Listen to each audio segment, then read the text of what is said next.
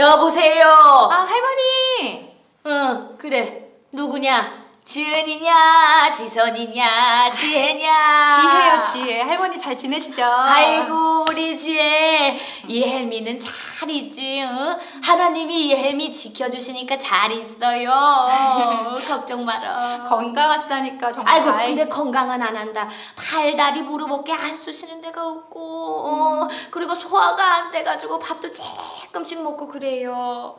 그래도 이 할미가 매일매일 기도한다. 너희 엄마 아빠 잘 되고 건강하고 우리 지혜도 그냥 하는 일마다 다 잘 되게 기도해요. 네, 저도 할머니를 위해서 근데 결혼 말이다. 교회를 다니는 놈이랑 해야 돼. 그래야지 잘 맞아. 그리고 그 집은 한 채 꼭 있어야겠더라고. 요새 집 없으면 힘들잖아. 차는 웬만하면 있을 거고. 여보, 지혜 들어갔냐? 아, 예, 여보세요, 할머니. 네, 듣고 있어요. 네. 듣고 있지? 네. 그래, 우리 지혜. 지혜야, 요새 교회 잘 나가고 있지? 아이, 그럼요. 온라인 예배 응? 잘 드리고 있어요. 너 안 되겠다.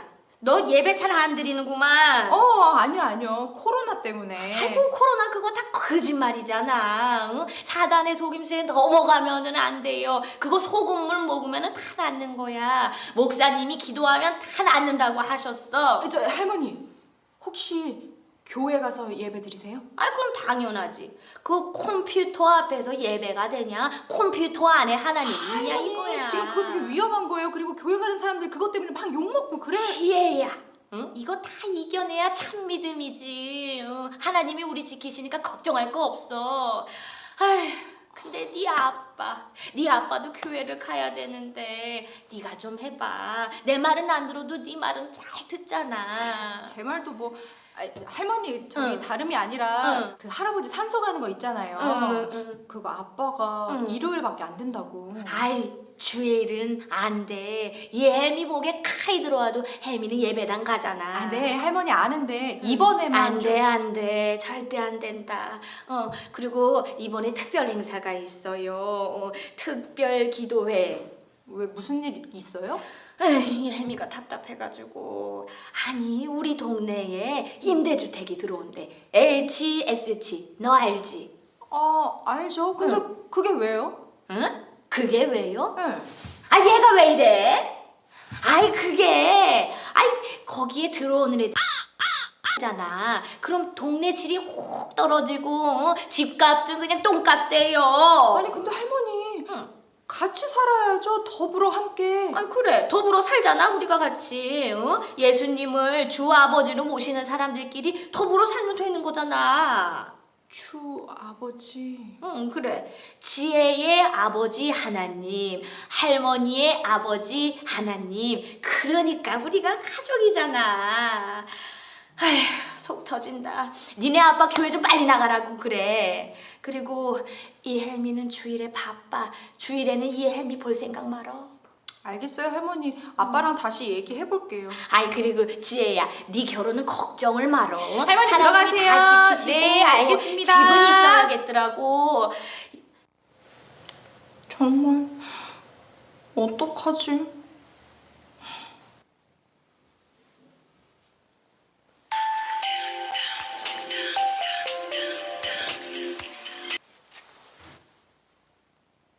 얘기해. 듣고 있어. 아빠 바빠요? 아빠 지금 손 오는 날이라 바빠. 왜?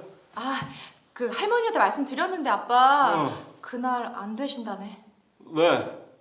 아빠가 일요일밖에 안 된다고 그랬잖아. 저 말씀드렸어? 말씀드렸는데 그날이 일요일이어서. 왜? 저 교회 때문이래? 응? 아이고 이놈의 놈이네 정말. 교회는 무슨 교회야. 지금 위험해 죽겠는데 어쩜 이렇게 사람들이 이기적인지. 저기 너도 지금 교회 나가냐? 아니 아빠 나는 교회 안 나가요. 나는 온라인 예배 드려. 너 교회 다니는 건 뭐라 안 하겠는데 당분간은 교회 나가면 절대로 안 돼. 응? 지금 상황이 얼마나 힘든데. 마스크 쓰고 떼양패 서서 일하는 것도 힘들어 죽겠는데 그렇게 단체로 때려 다니니까 그렇게 사람들한테 욕먹는 거지 그 교회가. 근데 아빠 그 교회가 그렇게 다 나쁘고 그런 건 아니야. 좋은 사람 많아. 뭐 이웃들 잘 챙기고 그런 교회도 얼마나 많은데. 너 저 큰아빠 봐라. 응? 너 요번에도 명절 때도 코빼기도 안 비치지. 응? 할머니 아픈데도 얼굴도 안 비치지. 그러면서 교회 가면은 세상 착한 장로님 아니야, 장로님. 너 저 지혜는 누가 아빠야? 응? 왜 그 교회 나가면은 너 저기 하나님을 아버지라고 부른다며? 응? 그치? 글쎄, 너 아빠가 누구야? 그게 무슨 말이야? 아니 아빠가 누구냐고 너. 아니 그러니까 그 사람이 아빠야? 내가 아빠야? 아빠는 육체의 아빠고. 육체? 너 지금 아빠가 몸뚱아리 아빠냐? 아니 그런 뜻이 아니라 아빠는 아빠지. 우리 아빠야. 너 아빠 서운할 뻔했어 너. 아빠가 최고. 아무튼 너 지금 교회 가면 절대로 안 돼. 지금 아침에도 뉴스 보니까 교회 나가가지고 욕먹는 사람 지금 한두 명이 아니라고. 어? 그렇게 이기적이고 답답하게 보니까 사람들한테 교회가 욕을 먹는 거 아니야. 아빠도 교회라는 거 다녀봤어 너. 네 알겠어. 아무튼 지금 아빠 바쁘니까 이따가 통화하자고. 어? 저 자식 저것도 아빠가 두려. 저거 일도 더럽게 못하는 거. 아무튼 알았어. 이따가 통화하자고. 어. 네 아빠. 네 들어가세요 아빠. 어. 네. 아유 정말. 정말 어렵다.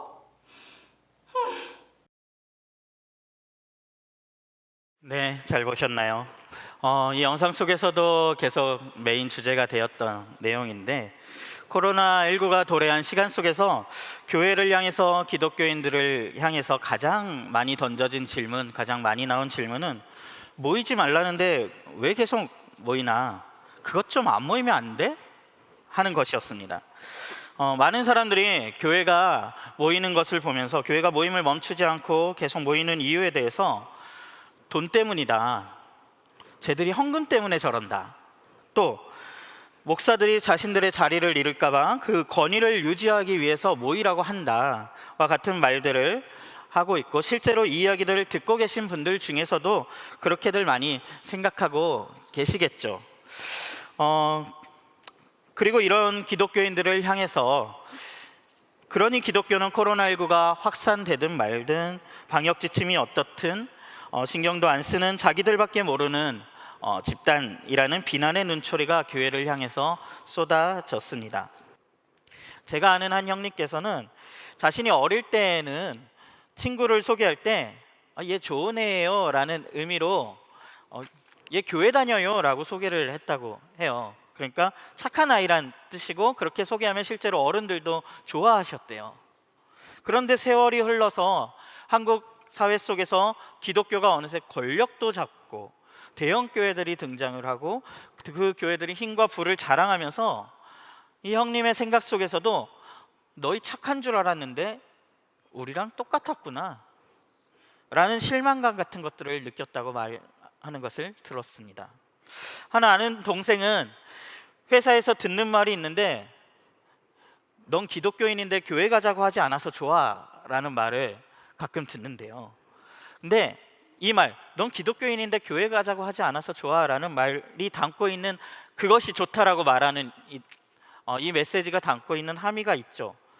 아마도 이 말씀을 건넨 분들은 기독교인들이 관계를 수단화하는 것에 대해서 어떤 것을 경험한 경험이 있으신 분들이실 거예요.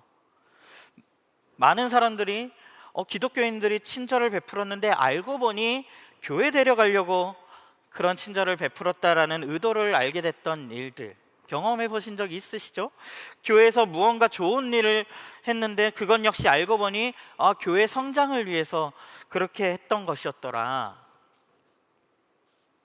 네, 어쩌면 이 이야기를 듣고 계신 여러분도 교회와 기독교인들이 사람과 관계를 수단화하는 사람들, 그것을 수단으로 바라보는 듯한 경험을 가지시면서 기독교인들에 대한 교회에 대한 부정적인 인식을 가지게 되셨는지도 모르겠습니다. 친구의 필요에 진실한 관심을 가지기보다 교회에 데려갈 대상, 전도의 대상으로 보는 기독교인들의 모습을 경험한 것이죠. 제가 아는 또 다른 누님께서는 교회 다니는 사람들이 우리는 너랑은 좀 달라라고 생각하는 인상을 주는 것이 늘 불편했고 거북했고 뭔가 자신들과 충분히 어울리지 않으려고 하는 것 같고, 함께하지 않는 것 같고, 또 자신들만의 종교적인 언어를 사용하는 것이 늘 어렵고 때로는 무섭게 느껴지기까지 했다라고 말하는 것을 듣기도 했습니다. 그런데 어느 날 보니까 사실은 이들이 도덕적으로 크게 다르지 않은 모습들, 실망스러운 모습을 보여줄 때 이런 생각을 했대요. 사실 너네가 그래도 다른 뭔가가 있는 줄 알았는데 너희 알고 보니 그냥 이웃을 배려할 줄 모르는 사람들이었구나 라고 생각하게 되었다는 말을 들었습니다.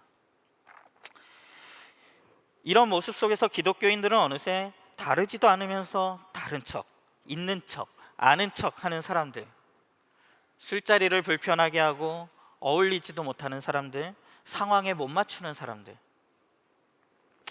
그래서 많은 사람들이 기독교인들의 이중성을 고발하고, 그래서 자신들의 집단만 위하는 폐쇄성, 배타성 등을 꼽아 자기들밖에 모르는 사람이라는 결론을 지금 내리고 있는 것 같습니다. 그런데 재미있게도요, 성경 속에는 우리가 방금 나눈 모습과 똑같은 종교의 모습이 등장을 합니다. 신약 성경의 예수는 우리가 방금 나눈 이 폐쇄적이고 배타적이고 이중성을 가진 종교들 편에 있는 것이 아니라 그들과 정면으로 대결을 하는 모습으로 예수가 등장을 합니다. 성경의 배경이 되는 유대인들이 사는 유대 사회에는 안식일이라는 일주일에 한 번 있는 날이 있었습니다. 이 안식일은 뭘 하는 날이냐면 예배를 드리는 날이고, 하나님께서 아무 일도 하지 말라고 쉬라고 한 날인데, 그래서 유대인들은 이날 정말 아무것도 안 합니다. 정말 어떤 노동도, 심지어 걷거나 물건을 누르거나 물건을 들거나 버튼을 누르는 일조차 거의 하지 않도록 규율을 만들어서 지키고 있었습니다. 그런데 예수가 어느 날 굳이 그 안식일이라는 날에 예배하는 현장에 가서 손이 오그라든 사람을 만나서 그 손을 펴시며 고치고, 또 등이 굽은 사람을 만나서 그 등 굽은 것을 고치고, 손에 부종이 생긴 사람을 만나서 그 아픈 사람을 고쳤다라는 기록이 나옵니다. 아니, 일을 하면 안 되는, 그런 버튼 누르는 것조차 금지한 그런 규율을 만들어 놓고 지키는 날에 굳이 가서, 다른 날 해도 되는 거잖아요, 가서 그 아픈 사람들을 치료합니다. 그래서 당시의 종교 지도자들이 예수를 책망하고 나무라거든요. 그러자 예수가 이런 대답을 합니다. 이 위선자들아, 안식일에라도 너희 아들이나 소가 물에 빠지면 당장이라도 끌어내고 구해내지 않겠느냐? 사람이 이렇게 오래 아파하고 있는데 그것을 해결하여 주어야 하지 않겠느냐라는 일가를 합니다. 예수는 이렇게 규율적이라는 것은 사람들의 두려움을 통해서 통제하는 시스템을 말하죠. 이 규율적인 종교, 이 본질을 놓친 채 종교를 위하는 종교, 본래의 목적을 잃어버린 당시의 종교들과 다투는 일을 매우 중요한 자신의 사명으로 여겼고, 그 일을 위해서 일부러 배타적이고 폐쇄적이고 이중적인 종교적인 기존의 종교 시스템과 충돌을 합니다. 예수가 생각하기에 안식일에 병자를 고칠 수 없는 종교는 이미 그 종교로서의 목적을 상실했다라는 것입니다. 그리고 예수는 이외에도 자신의 종교성, 자신의 어떤 신실함, 믿음을 드러내기 위해서 길거리에서 큰 소리로 기도를 한다던가, 화려하게 눈에 띄는 종교적인 권위를 뽐내는 것 같은 옷을 입은 종교 지도자들의 모습에 대해서도 마찬가지의 비판과 지적을 합니다. 여러분, 기독교라는 종교는 기본적으로 예수의 삶과 가르침을 따라가는 종교입니다. 그래서 예수가 생각하고 보여주는 종교의 모습을 살피는 것이 곧 기독교가 무엇을 향해서 따라가는지, 기독교를 이해하는 데 있어서 정말 중요합니다. 그런데 그 이전에 그러한 종교 시스템과 충돌을 일으켰던 예수, 그렇다면 예수는 그 충돌을 통해서 무엇을 하려고 했고, 그 종교들에 대해서 무엇을 말하려고 했을까요?